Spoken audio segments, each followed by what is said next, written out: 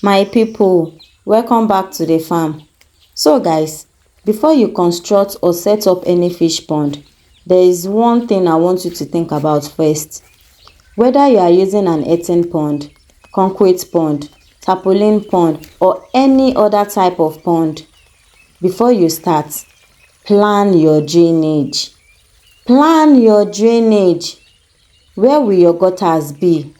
Where will your drainage channels be? Where will water inside the farm go? When heavy rain comes, where will all that water pass? What about water coming from outside your farm?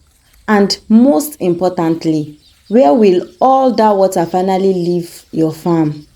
Please don't construct all your ponds first and start thinking about these questions afterward.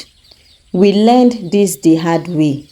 Last year, we lost all the fish in one single pond.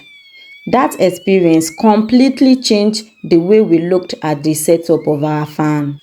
We realized something very important. Before you decide where your ponds will be, decide where your water will go. Because water doesn't care whether your pond is concrete, tarpaulin or earthen. When heavy rain comes, that water is looking for somewhere to pass. If it doesn't create a route for it, it will find its own route. After what happened to us, we had to restructure the drainage system around our farm. For excess water and rainfall inside the farm, we installed underground pipes that carry the water into the gutter we created. Then we also created channels around the farm to handle rainwater coming from outside the farm, directing it away instead of allowing it to enter the pond area. And that is why I'm sharing this. If you are still planning your fish farm, you are actually in the best position to get this right.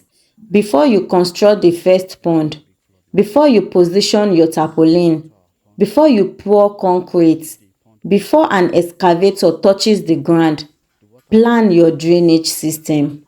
Study how water naturally moves around the land. Know where your gutters will be. Know where your channels will be.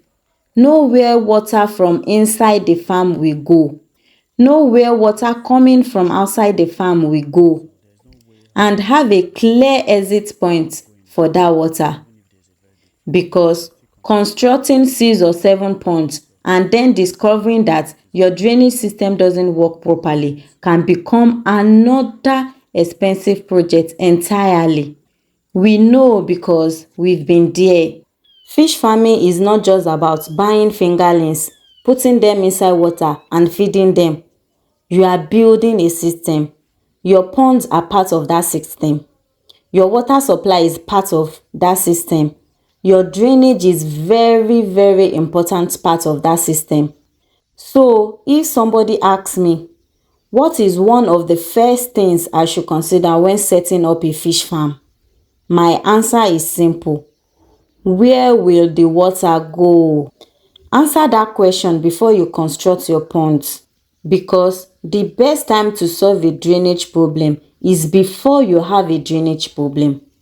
We learned it the expensive way. Hopefully, you don't have to. See you guys in our next video.